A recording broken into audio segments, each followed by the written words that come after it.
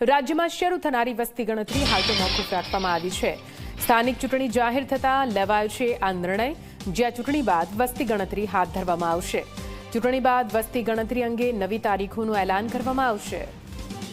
તો આપને જણાવી દઈએ 5મી એપ્રિલે વસ્તી ગણતરી હાથ ધરાવવાની હતી, જો કે આ મોટો નિર્ણય લેવામાં આવ્યો છે કેમ કે સ્થાનિક સ્વરાજ્યની ચૂંટણી જાહેર થઈ ચૂકી છે। વધુ માહિતી સાથે સંવાદદાતા હેતલ જોડાઈ ગયા છે ફોન લાઈન પર। હેતલ, વસ્તી ગણતરીને લઈને મોટો નિર્ણય લેવામાં આવ્યો છે, શા કારણે આ નિર્ણય લેવાયો, શું કંઈ અપડેટ છે એમાં?